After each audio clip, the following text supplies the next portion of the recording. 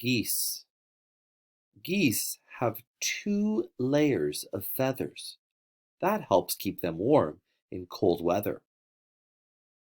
Their outer feathers are oily, so they are waterproof and they keep water away from their warm down feathers underneath. Geese will fluff their feathers to warm up and keep their body heat in. Another way that geese stay warm is they tuck their nose into their wings.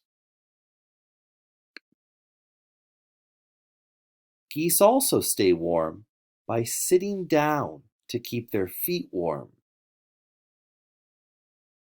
Goslings, which are baby geese, will huddle together to keep warm in cold weather.